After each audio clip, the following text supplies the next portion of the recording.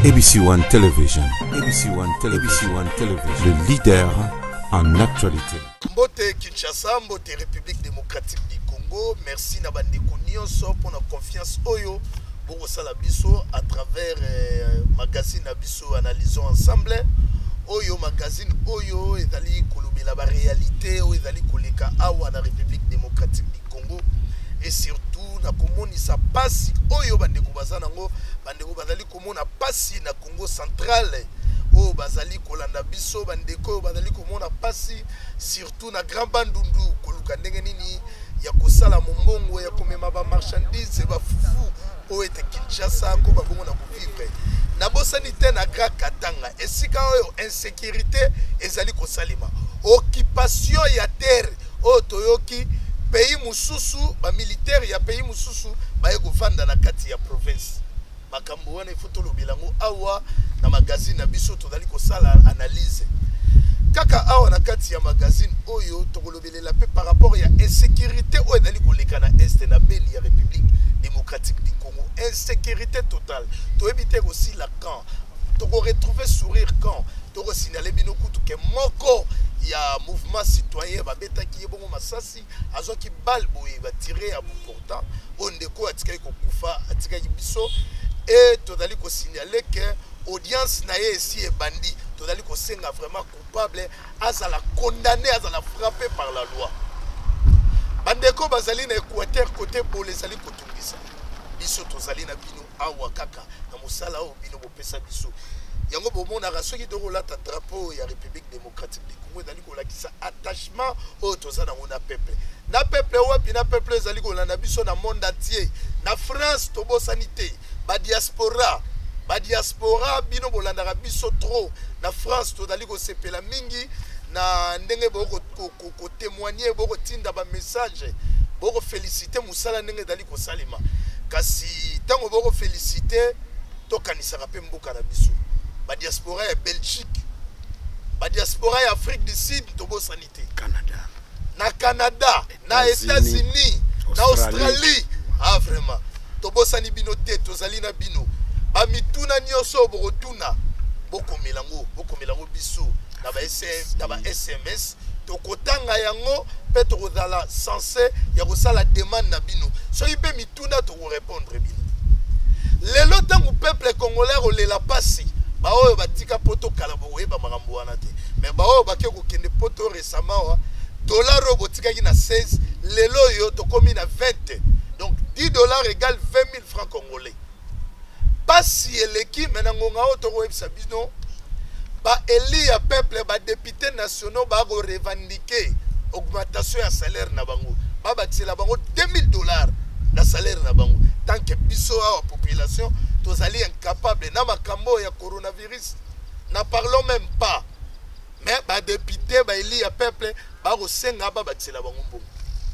tolanda ki ba intervention ya eli ya l'honorable le plus élu mwana mboka Léon Nemalemba oyo yemoko amituna kaka ba question tina nini eloko ni to kina kosala na Assemblée nationale na salaire ya 4800 dollars alors bien si bon mona to voter loi en faveur ya peuple a bénéficier na rien d'ailleurs azali akendaki encore plus loin pour dire que azali même ko soutenir ba dissoudre Assemblée nationale pour azali na musala moko to kosala na République démocratique du Congo ezali préoccupation na biso yango lelo tolobaki non trop c'est trop il faut to benga bandeko poto meka ko solola kaka awa pe to meka ko beta toujours makambo ya procès ya 100 jours audience ya procès ya 100 jours o etali ba maison préfabriquée ya Vital Kamerhe et consort tolandaki plaidoirie na ministère public denga sengaki condamnation ya Vital Kamerhe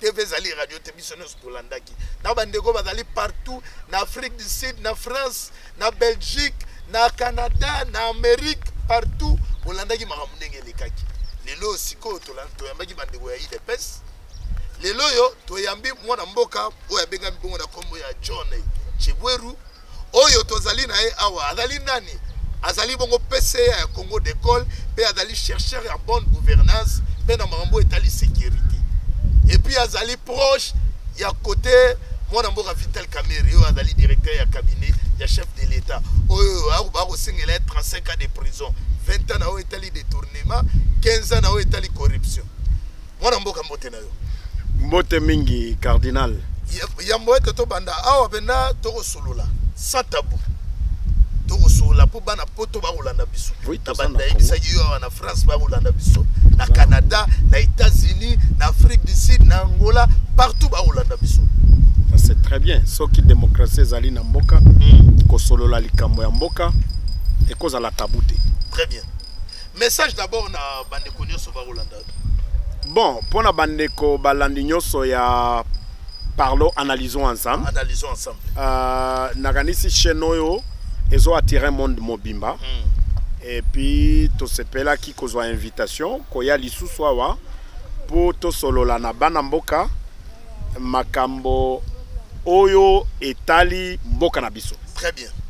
Mboka na biso toza na Congo mususu te. Ata soki mutu aza na diaspora esika ngai na tanga diaspora ekokoma Congo te ata jour moko te. C'est-à-dire ata so mutu aza na diaspora makanisi na ye il faut ezonga ka kotoy. Il faut ezonga na Congo. Puisque Congo mususu eza na diaspora te. Ata oza na États-Unis esika nga na tanga États-Unis ekokoma Congo te. Okay. Na yango tangu tozo solola tozo sosola likambo etali Congo. Toute notre attention, énergie na biso mobimba. Très bien. Il faut tobimisango. Mayele na biso mobimba. Banali tokotika kuteloko mokote. Merci beaucoup. Na yango na yebisi batu nyonso bazolanda analysons ensemble. Ba pesa biso confiance. Tokokota surtout na masolo oyo etali vérité. Puisque analyse ezali étape moko to bengaka na 3e cycle procédure de recherche. Analyse ebeta makaka pamba boete. Ba betaka analyse ozo respecter mibeko ya recherche. Nde na français ba bengaka recherche qualitative. OK. Puisque ils font pas analysons ensemble les ala neti ba analyse moko ezangatina. Batu o baza informé na mboka te. Il faut analysons ensemble e yambaka batu oyo bayebi mboka ndenge zotambola. Bayebi pe masolo ya mboka, bayebi kokota pe na muzindo tina intérieur ya mboka. Problème est ça te. Voilà. Tout ne zele pas na ngai ba réponse était pas na yo. Tango bandi biso na intimidation to ko banga te poto yebi ko kanga monoko. Eza intimidation te. Lelo yo biso to ye ko so la réalité pona mboka. Tango to ko beta ba ya mboka oyo lobi wana foto kota na mozindo. Ouais. Ba eli ya peuple ba ko senga ba bakisela bango $2000 na ba emolima na bango.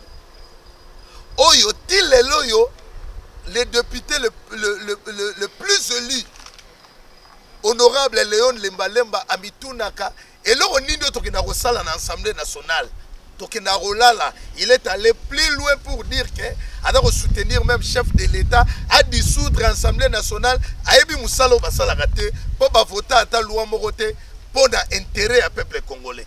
Alors moi na mboka tangu to yambio to beta masolo peuple congolais rolé la souffrance mongo yako soka defi lipa lobi na tongo fois ki mama lipa peuple congolais dali na difficulté a na makamango ya confinement bana bakanga population koto yo peuple a ko souffrir policier wa da ko batela biso salaire na écoute na parlons pas enseignant ça peut ko sila eli ya peuple a ko senga ba batela $2000 yo yambia ngondengeni. Ezali solo oyo etali likambo ya salaire ya mutu. Pona ngai nakanisi ba député na biso il faut ba yeba difficulté ya mboka. Peuple atinda ki bango ba kende ko représenter peuple. Po ba sala nyoso ba voter ba loi. Oyo ko sala ke mokonzi ya mboka akamba mboka oyo différemment na bokambi oyo euti koleka. Peuple atindaki ba député wana bakende kofanda insécurité ya mboka oyo peuple abandaki ko crier na ba congolais mususu o balala bakufa bazala lisusu te peuple atindi bango apesi bango confiance lusu bokende kuna bolobela biso makambo wana esila na o comprendre te kutu eza mawa pe pasi mutu a réclamer salaire augmentation ya salaire soki musala na ye ezomonana te mpo na ngai soki insécurité esilaki déjà na Congo, je serai le premier à soutenir des marches à députés pour bakisela bango salaire. Mais nangonga oyo toza na basango ya mawa na capital na Gombe esika président la République afandaka babomi moto dazan azamo côté est-ce que babomaki mutu moko 3 personnes babomi batu na ville esika président la République azo vendre le lendemain on dirait les députés bazo cracher likolo ya ba moro wana olie ba lobela likambo ya sécurité ya mboka bakeo lobela salaire na bango. C'est quand même la honte. Wana za soni batuba to yoki na site qui vous lobby ba corps sans vie outi na ndako boye ba bomiyo ate député moko asololi likolo dossier wana te dossier à Kinshasa batu bakufi awa na Zando récemment ici ate député moko alobeli likambo wana te pour le peuple puisque moi je suis du côté du peuple. Congo Déco, les alliés organisations, il y a défense contre, lutte contre l'insécurité, l'injustice et la bonne gouvernance. Tokoki ko comprendre que mutu azo linga salaire naye bakisama pendant que le peuple souffre. Ok. Pour biso Congo Déco, pour ngai comme chercheur analyste, nako comprendre ngote. Nakondi mape yangote. Ok. Basali nini omoni ata locataire sokoti na ndako so balingi babakisela yo mbongo basala ka bachi peinture ya sika donc yo mosala ba député basali nini mosala moko assemblée nationale yo romone esale te assemblée nationale eza investi tondimi eza wana ezo sala ba étude omoni na projet résultat ya projet nde batu batalaka soki bailleur de fonds azali peuple congolais c'est lui le contribuable. Okosenga qui donne l'argent, ce n'est pas le président de la République, c'est le peuple congolais. Nani mtope sa kamongo. Eza ba contribuable. Tango ba destituer Jean-Marc na motion Jean-Jacques Mamba sengaki. Wana dali mosala te Assemblée nationale. Mais na yebite ko destituer Jean-Marc Kabund. Bon, eza likambo mususu.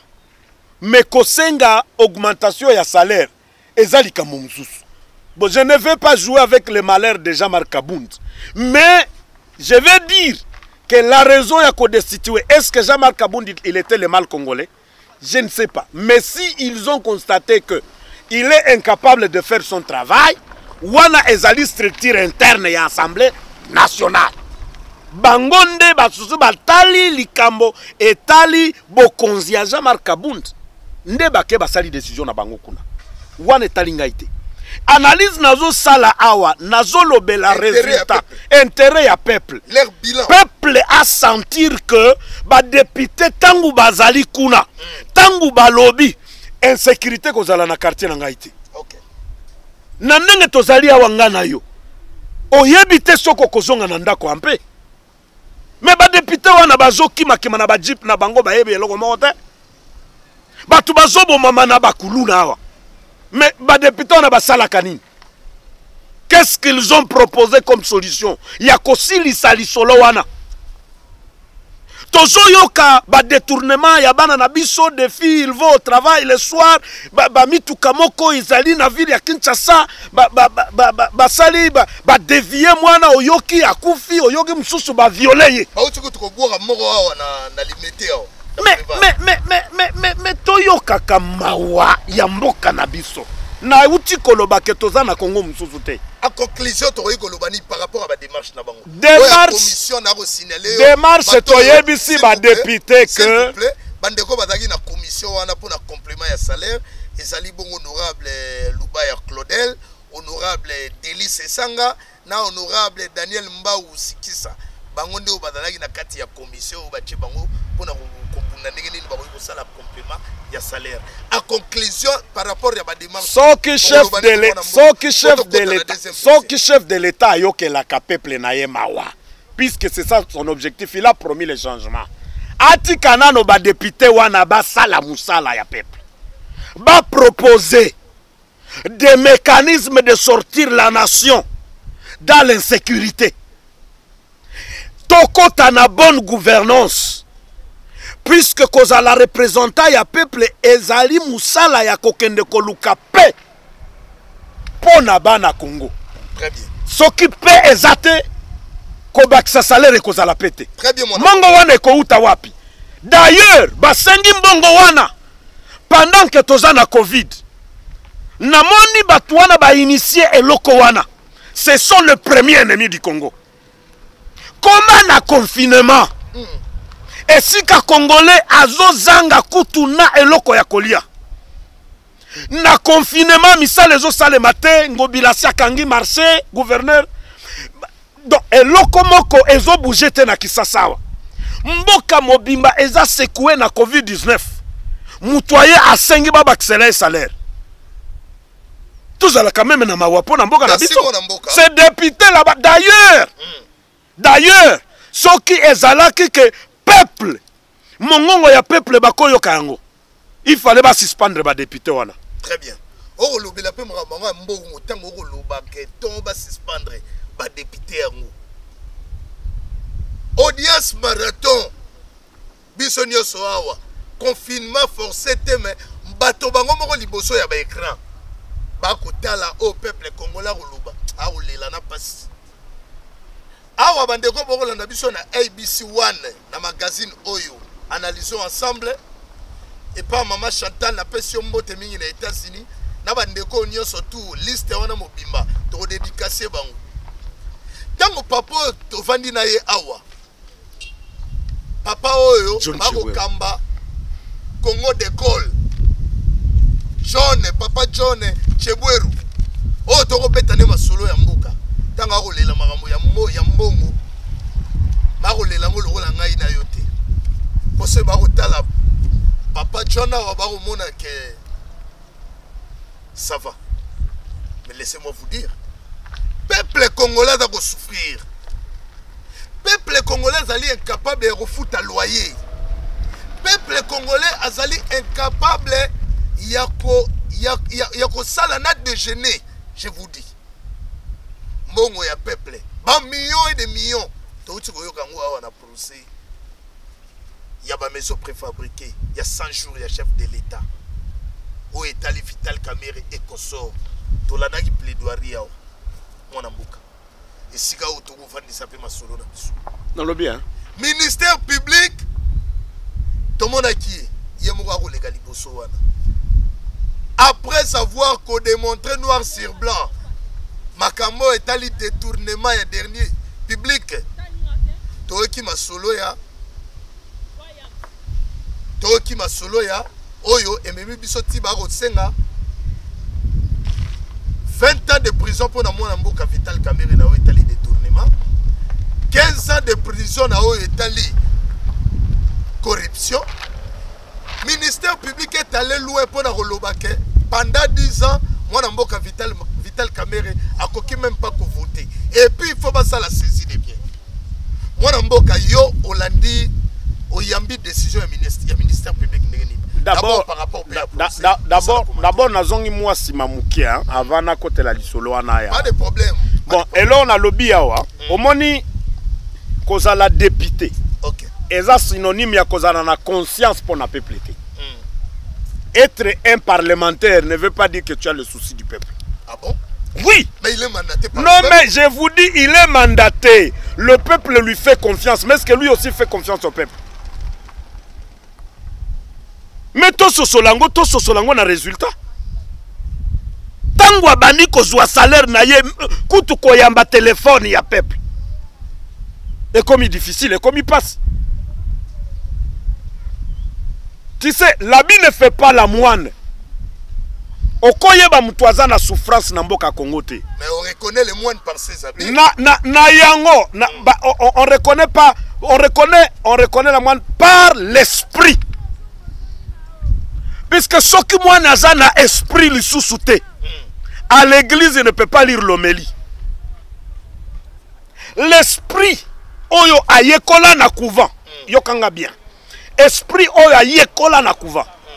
Oyebi, il n'y a pas une formation pour devenir député.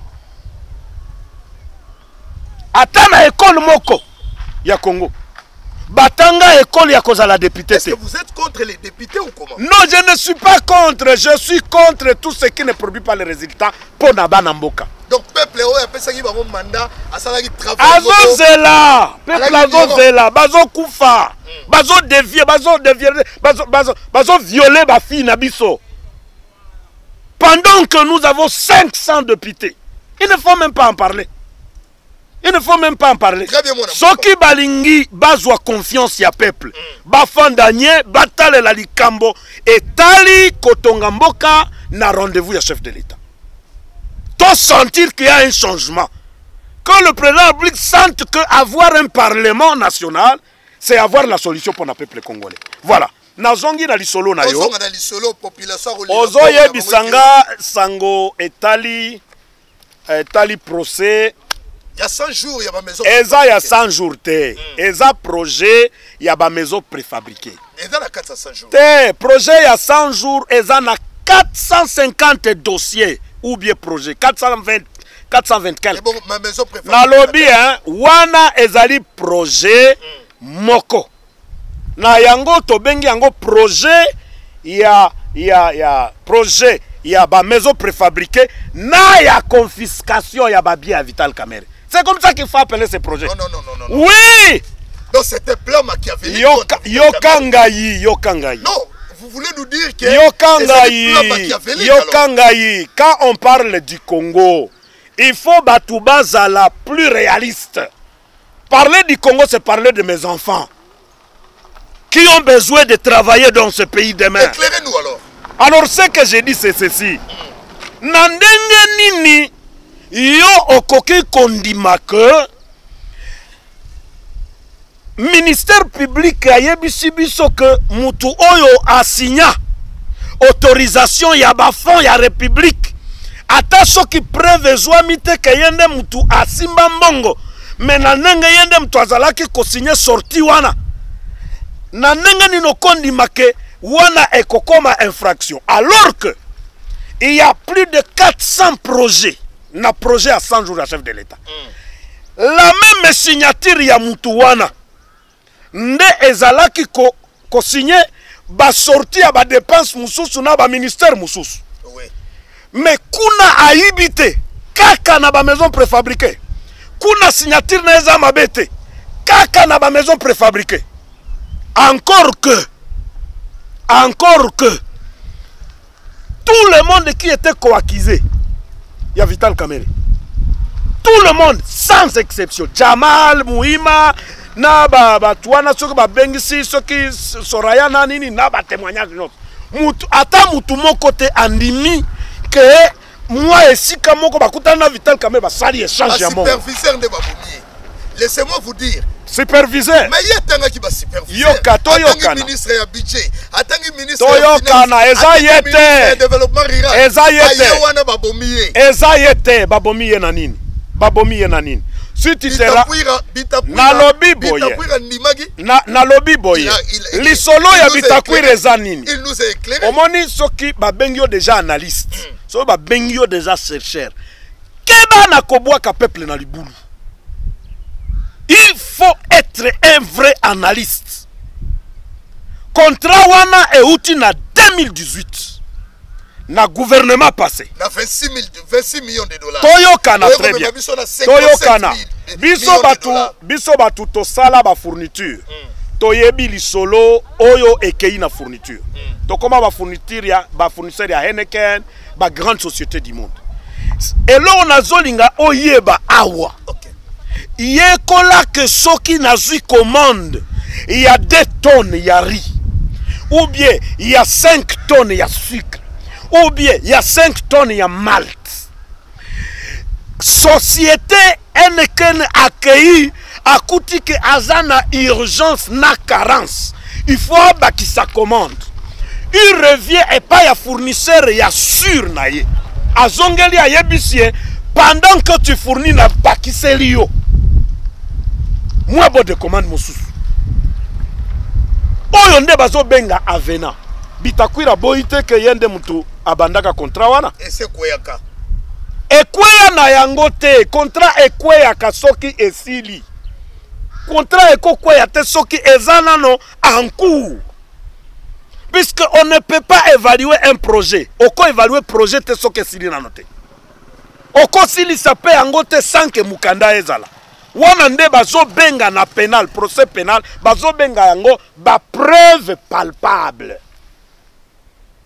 contrat ekokweyaka pamba te pona koma awa na studio na yo nazwaki invitation pona suka koya awa il faut directeur yo moko osuka kobenga ngai même si je fournis un effort je ne peux pas rentrer ici soko lingite na wana na sepeli pona yo makasi kobengaka des professionnels chercheurs baya na magazine na yo poto solo la makambo etali mboka. Donc bateau baro loba vitesse. Ça signifie que yo da contre bango. Ça signifie que oyebi ignorance.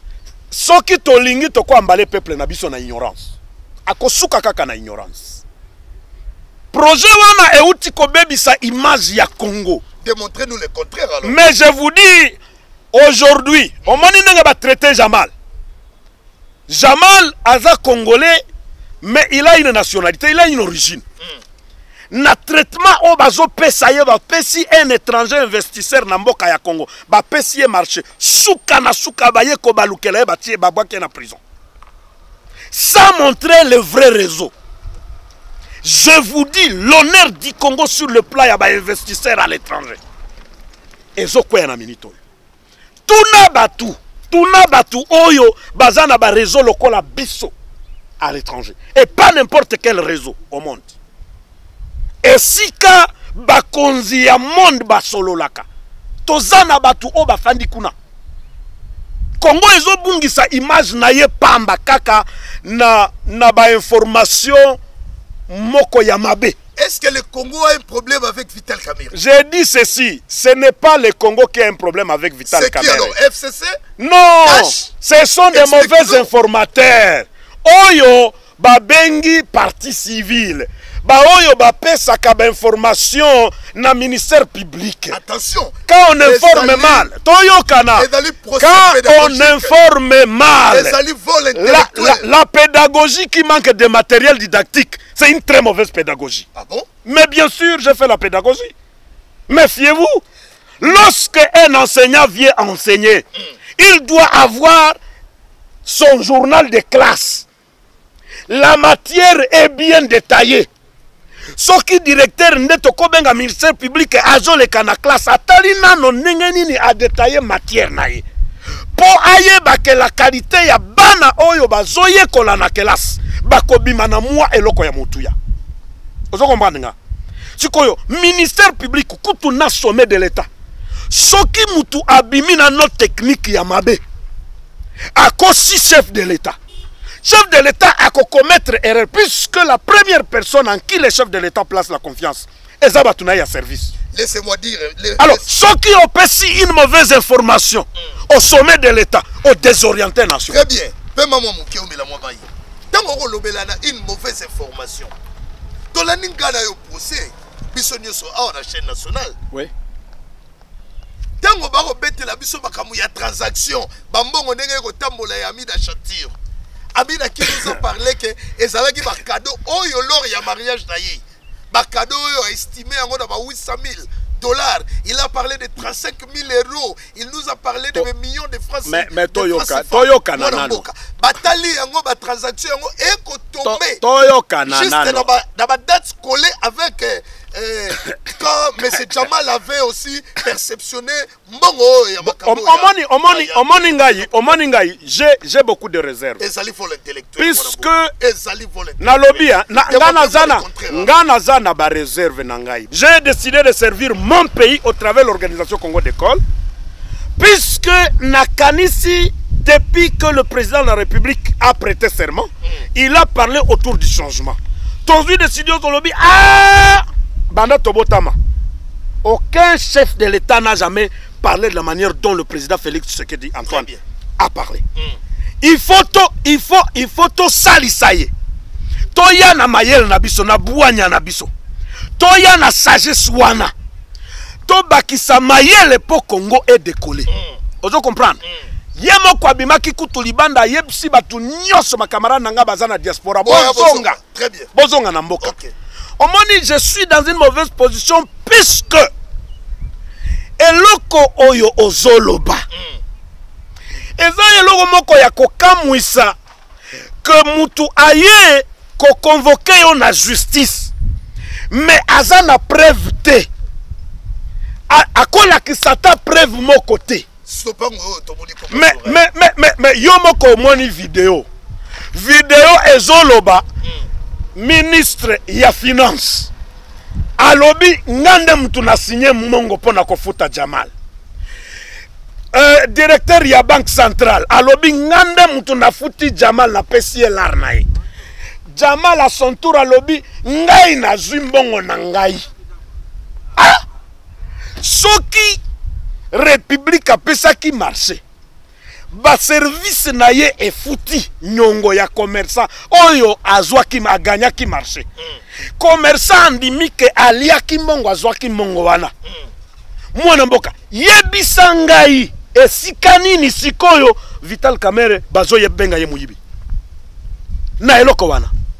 Kokota lisolo ya mwasi na ye wana ezali bases.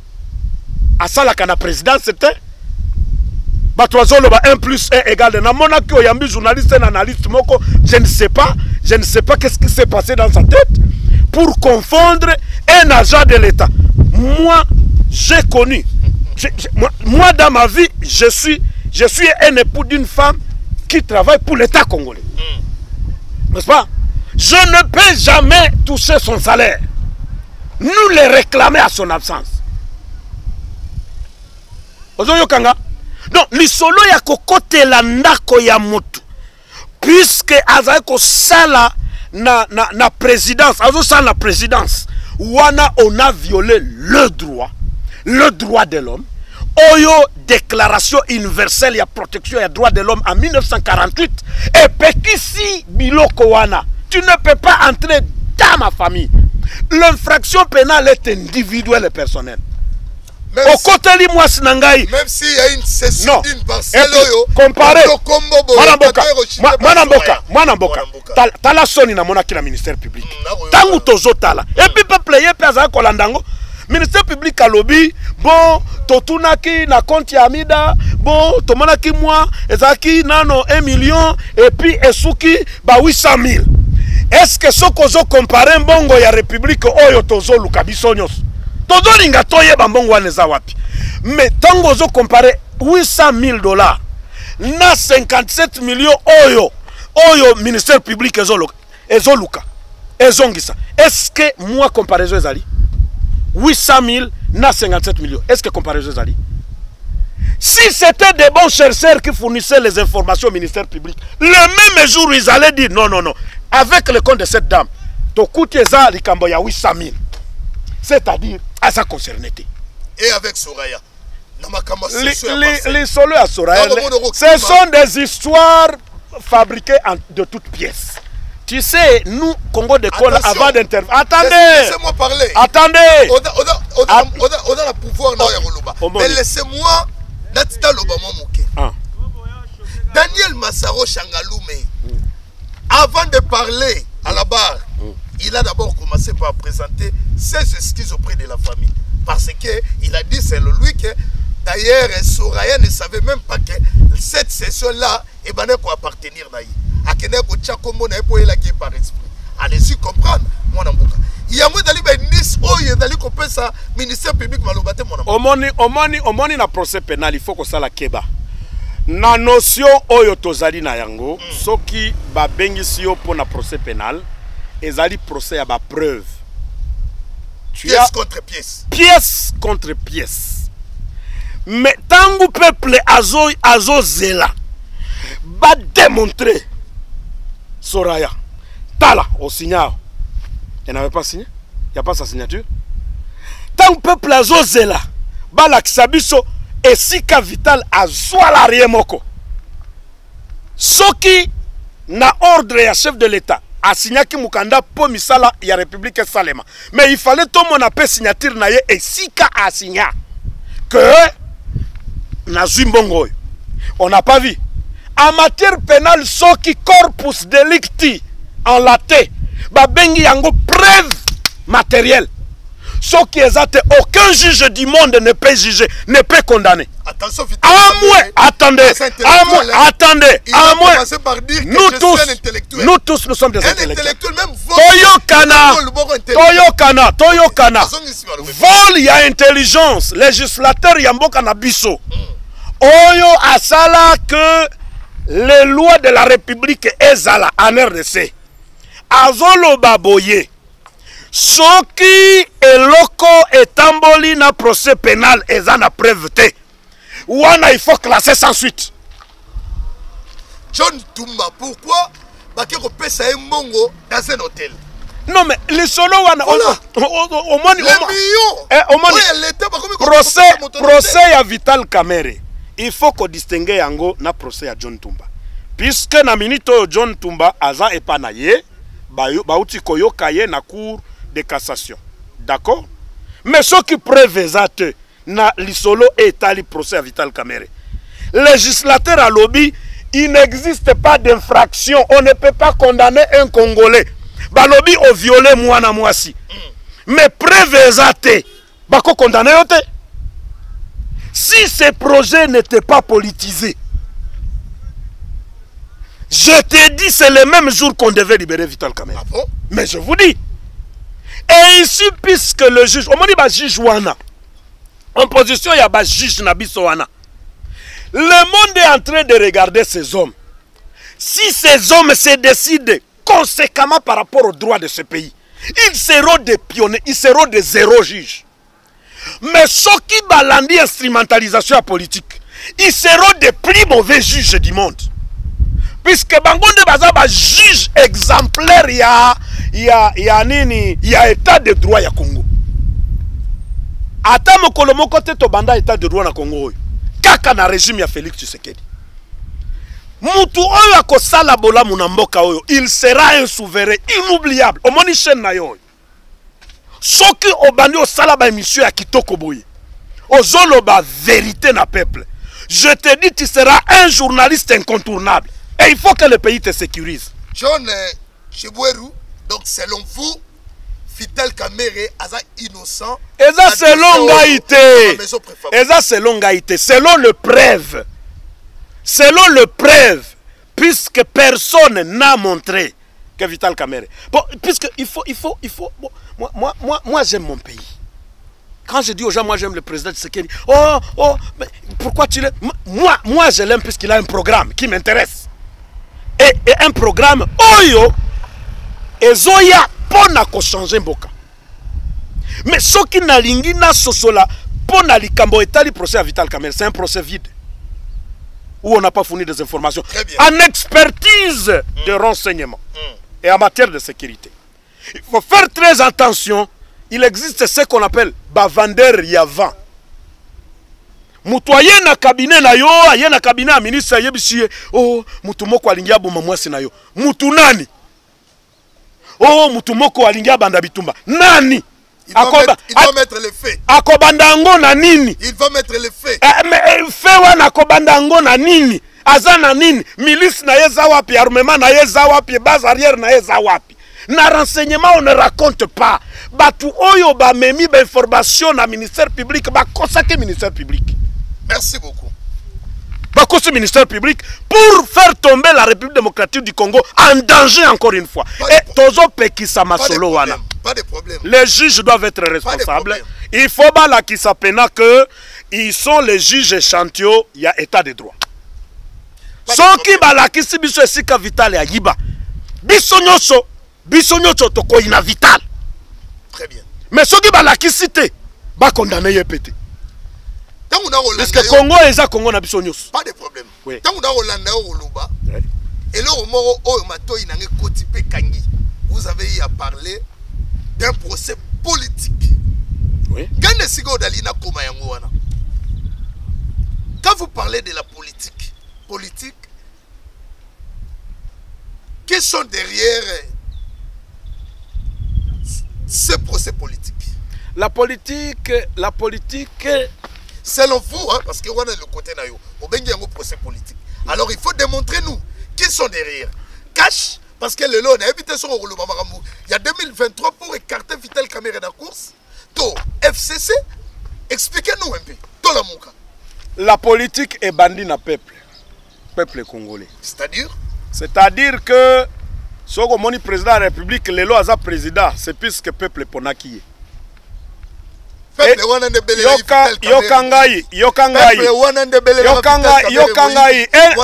Un tribu quand il appelle quelqu'un Moïbi, ce n'est pas à dire que c'est tout le peuple congolais. Bon? Donc il y a guerre, il y a tribu. Non, na lobby boye. Ils ne font pas. Yonem to lobby kasai. Na lobby, hein, soki un groupe d'individus ou un tribu, babengi mutu aza Moïbi. Ils ne font pas directement le collègue qui Moïbi wana. Il faut le prouver. Maintenant, rentrons dans ma question alors. Oui, la question c'était laquelle? La question, vous vouliez savoir soki politique, c'est soki politique oyo ekozala na dossier wana. Bien entendu, autant nazolo bango soki politique eza na katité. Ça c'est au conditionnel. Soki politique eza na katité. C'est-à-dire politique et bandit na peuple. Omoni tangu président Félix Azo Kambaboye ezali na peuple oyo bazondi mayete. Ezali na peuple na politique oyo ezolinga ekwe isaye.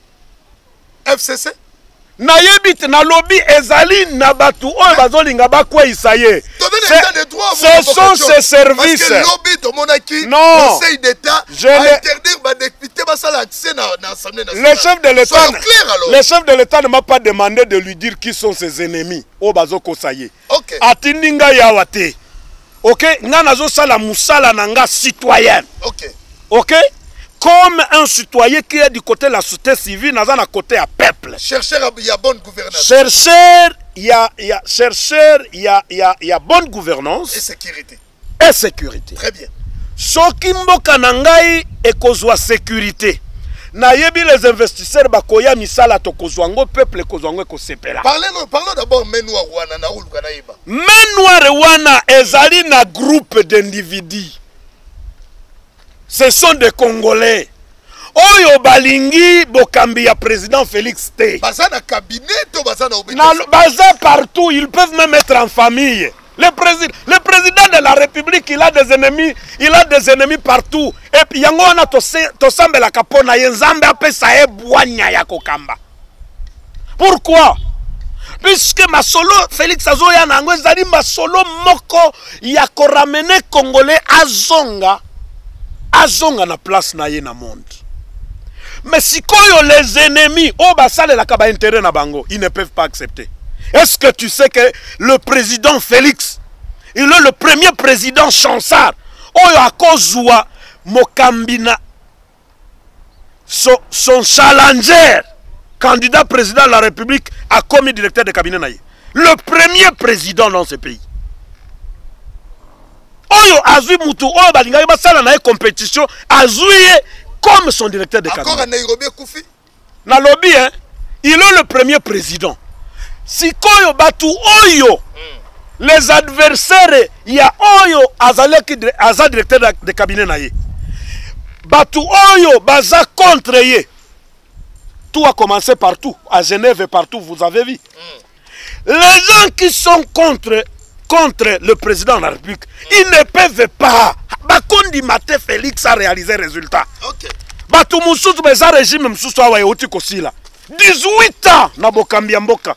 Ils n'ont pas réalisé de résultats. Yo lingi Félix Bati Kaya réalisé résultat na 5 ans. Yango no bazo compliqué na ba procès bidon wana. Procès wana eza vide bazo linga kaka ba moto la Félix ba étoile na ye ba pion na ye o lazo sala nango. Tu vas voir la suite. Moi je te dis. Très bien. Merci beaucoup. Soko lingi Félix, il faut au sala makasi. Pekisa ba congolais. Bazala ba ennemi à Félix te. Après la proposition, il y a ministère public na dossier il y a 100 jours où est allé bon maison préfabriquée. Tant on va recevoir la condamnation, il y a Vital Kamerhe dans 20 ans.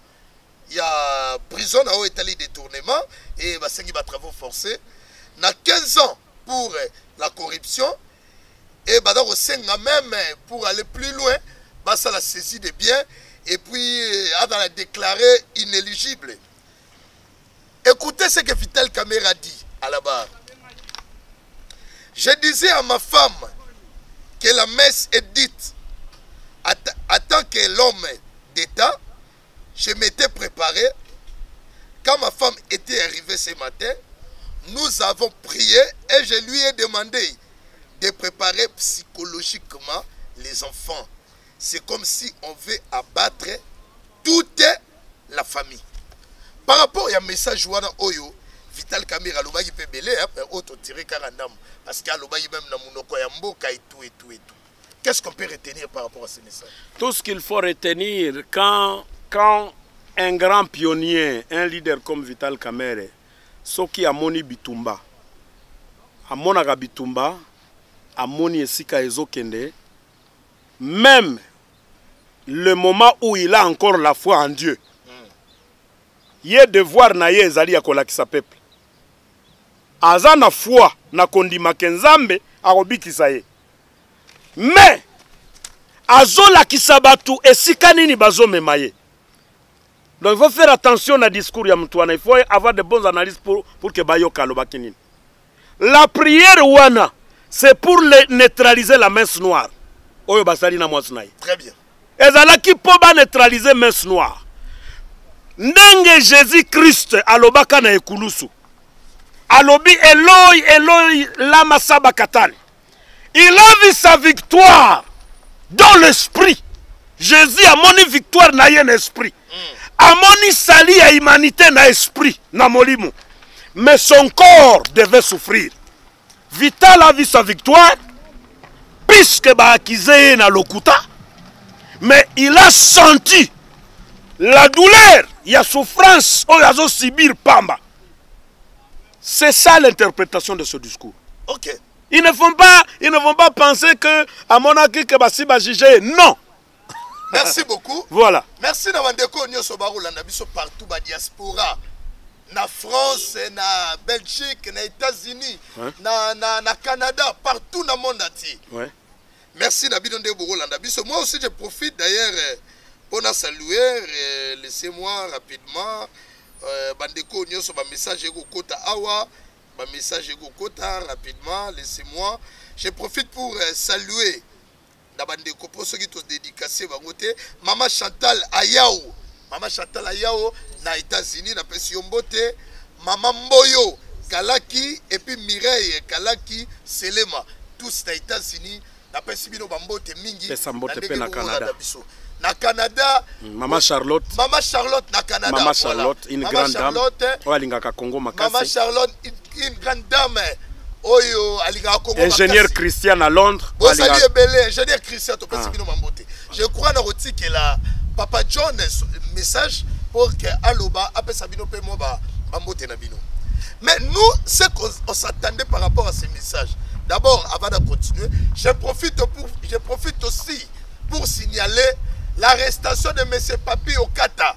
Oyo Azali chercher plutôt Azali cadre au sein de l'INC, parti cher Yamona Moka Vital Kamerhe, Nangunga Otoro Solo Laboye, Azali déjà na Makala. Azali déjà na Makala. Toroluka Tolandela, cause y arrestation, motif y arrestation nae. Mais selon les informations, Baouti Goyebi Sabiso Azali outrage contre le chef de l'État. Yango toro solo la awa toro sala ba analyse tolingi vraiment makambo nyonso ezala dans la logique yango montoro tuna même Papa John a l'invité na biso aibisa biso nani oyo main noire nini oyo ezali na sima ya dossier Vital Kamerhe mais boyo ki ba éclairage ndenge toko solola awa kati da magazine oyo analysons ensemble mwana mboka tokobo koma na suka bino nde osengelaki biso procès dans la médiatiser peut-être fallait que ata bovanda na bino nie oh non tosengi procès dans la médiatiser ba congolais nyonso ba rolanda biso partout na monde ati bakanisa ki le roi na suka bolobake et ça le chef de l'état et c'est ça qu'on attendait toko maboye tindenge bako kangabino tindenge bako mi kosenga makoma condamnation bodo le bagara sous instruction à chef de l'état mais toko tala makamu nyonso tout ba signature et tout consort et ni c'est le chef de l'état dans la kati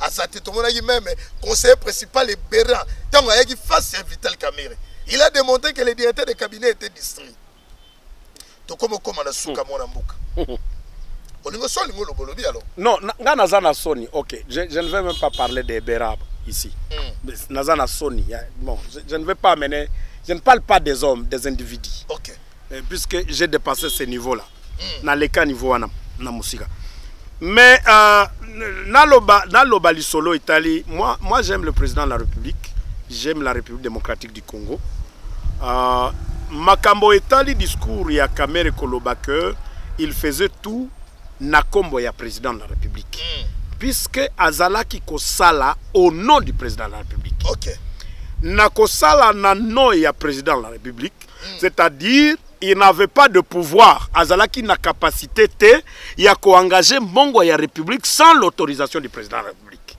et puis soki président de la République pendant une année et quelques mois soki a monaki que Vital Kamerhe azalaki mutu ya mabe il serait le premier à le convoquer. Moi je pense que même ceux qui disent que Kamerhe azalaki distrait bangonde bazaba distrait OK puisque okolobela le président de la République si tu n'es pas son porte-parole si le président de la République atindi yo te po lobelaye likolo ya dossier etali cabinet naye toi tu vas aller disqualifier son personnel. Non, il y avait une mégestion. Na lobby boye. Le président Félix n'a jamais disqualifié les qualités de Vital Kamerhe. Ba oyo bazolinga ba disqualifier Vital Kamerhe ezali batu oyo baza na jalousie derrière ce monsieur là. Personne n'est compétent plus que le président de la République. Le président de la République, il est l'homme à la hauteur de toutes les compétences. Yango wana ba bengi magistrat suprême yamboka. Alors, si le président de la République n'a pas vu l'incompétence de Félix Tshisekedi, yo sikoyo zomona un citoyen lambda, un individu oyo ba pesi musala na cabinet wana. Résultat ya akor ya Nairobi esili ba ye sikoyo nalipa mutu aye mikili yepe alingi bakatala ye mwa muke yalipa banda kolia. Bato mibale wana yepe abandi koyeba ke bato wana bazaba incompétent bazaba distrait. Ça c'est quand même il faut savoir trahir les gens. Il faut savoir trahir les gens. Il faut trahir les gens dans leur faiblesse. Ceux qui ont la question faiblesse nangate. Hein? Ko salir pe comme nanga na famille nangate. Une dernière question. Procès Vital Kamerhe, il y a 100 jours, il y a ma maison préfabriquée. Ouais. Il y a biso mwana mbuka ezali accident de travail to ezali mégestion na sommet c'est-à-dire na cabinet na marmite ya chef de l'état o ezali cabinet naï. Moi je ne sais pas qu'est-ce que le peuple veut. Oyo population na biso il faut eyeba na uti kolobango awa mutu oyo il fallait ayeba que la République ezotambola mabe a nde responsable ya batu nyoso o bazo sala na mboka oyo azali président de la République. Le chef direct ya Vital Kamerhe c'est le président de la République. OK. Mutu oyo il fallait sentir que makambo ezotambola mabe c'est le chef de l'État. Mais autant que le chef de l'État n'a jamais ouvert un dossier contre Vital Kamerhe, on ne peut pas le traiter d'incompétent. Na dossier ya 100 jours na uti koyebisa ye que c'est un dossier bidon. Il fallait pas évaluer. On ne peut pas évaluer un projet. Oyo ezanano en cours. Ce qui olingi on évaluer résultat ya projet. Donc les maisons sont en cours. Toyo kananano. Les maisons sont en cours. Les sautes moutons sont en cours. Voilà. Les constructions des hôpitaux en cours. Les paiements de la gratuité de l'enseignement en cours. Makambonyo sowana et ça osoko sangisi yango wana de projet à ça. Et l'argent sikoyo soki tolingi toyebisa peuple oyo vérité. Il faut to laksa peuple oyo que il n'y a pas eu des auditeurs. On ne peut pas parler d'un déficit dans une entreprise. Ce qui rapport ya audit et bimina noté. C'est-à-dire le preuve oyo ba memeli ministère public sans rapport ya audit interne. Ya présidence. Eza ya lokuta ya kosakanate. Kutu ya kobumamboka. Yango yo kaki na lisolo ya mwana mboka Vital Kamerhe. Alobi. Eza lisolo ya mboka na biso. Bazolanda ngaite. Bazolanda des chefs de l'État. Très bien. Donc comme il est sous Gabon Mboka, un dernier message par rapport au jugement de Vital Kamerhe. Selon vous. Na jugement Vital Kamerhe to sengi na ba juge. To sengi na ba juge. Ba céder na intimidation politique te. Ni ya ministère public. Puisque ni ministère public ya charge kakaka. Nzembo ya ministère public to yebi yango. A charge kakaka. A comment on a lui est la recherche des infractions. Tu veux que le ministère public se dise qu'il a menti. Le ministère public ne peut jamais dire qu'il a menti. Il va toujours montrer qu'Azan a raison. Ministère public Kolobake a 5 condamnations, ça ne veut pas dire que l'infraction est constituée. Infraction pour la constituer, il faut la preuve. Ce qui va preuve, c'est le ministère public à quoi? Il faut peuple ayebaka nini ministère public pe akoyaka puisque yo pe ministère public akobenga yo lobby. Tangu azofinga yo yebake ministère public musala na ezalaka a pression yo kaka. Omoni ba magistrat wana batiaka ka pression wana mais soko maîtriser ka pression na bango. Ofandika na vérité. Okokwesa bango. Dernier message. Les juges, la composition de nos juges compétents. Oba pesu dossier wana ya ba maison préfabriquée. Nicolas Vital Kamerhe. Balanda le droit et l'oko droit et lobby. Tomoni ba preuve te, tomoni yangote peuple azo de la bala kisa. Attention que ba sali réouverture ya débat. Ba preuve bala kisango. Tomoni ba preuve te. Bala kisesika Vital azwaki mbongo wana peuple ekoina Vital Kamerhe so bala kisibiso loko wana te c'est-à-dire bango pe baza corrompi to sengi na suka pomboka etambola bien mususu na état de droit ya Félix Tshisekedi etambola pe bien bala kisa vérité na peuple azole la libanda bola kisa esika mutwana zwaka la rwana très bien lisolo ezalaki ya la na suka omoni crédibilité ya mboka na biso ezotambola pe na dossier oyo basali ekomi c'est le premier dossier au barande public boy na RTNC na république na biso sikoyo ezojouer pe na image ya mboka mobimba soki tolandi droit te soki ba juge na biso bakolanda droit bapesi pena réseau esika réseau il faut ezala mboka na biso ekobeba image na yango libanda. Mutu moko investisseur moko akozonga na mboka oyo te po aya ko investir. Et puis wana mboka na biso eko bakotia yango na libulu lisusu tokozonga na ebandeli esika to uti na 18 ans ya souffrance. Le dernier mot na pesi mbote na balandi nyoso ya venons analyser ensemble. Très bien. Au Canada, en Australie, à Londres, au Canada, il y a beaucoup de gens avec qui on travaille. Mamba Chantal Bazakuna, Élysée Bazakuna, Christian, ingénieur Christian, des grands informaticiens dans Londres Bazakuna. Donc, Bazolinga Bayoka analyse Oyo. Parce que Nakosili Sakaka Boye, Bazo Zelaga Bazouango, Mbalamoko, Bango Pe Bayoka, Neni Makamozo Tambola. Donc, Tosepelina, analysons ensemble. Tosengi Pe na Mokonzi Mboka, Atale la Likamboyo. Puisque tous sentir ceux qui l'ont coûté et bandit kota na état de droit. oyo il fallait ebongisa mboka na biso bazolinga ba salir personnalité na ye bazolinga ba salir personnalité na ye. C'est d'ici les 20 les 20 tous les avocats doivent déposer leur note de plaidoirie balakisa ndenge nini basambaki balakisa droit na bango et puis batika ba juge sikoyo basa lelo ezalaki mokolo esengo poto zala nayo awa na analysons ensemble na bandeko barolanda biso na YouTube na ABC1 bo like bo s'abonner ebele masolo ezali ebele makambo ya 100 jours edaka Vital Kamerhe te lobby pe ezalaki bato ya OVD 426 dossier ko continuer makambo ezali ebele ezali projet mobimba wa ezali na plus de 426 pages na makambo nyonso ya ba école ba mokengeli oyo ba réhabilita ezaka na kati esosoki 1,5 million makambo ezali ebele lelo to ikosola na mona mboka.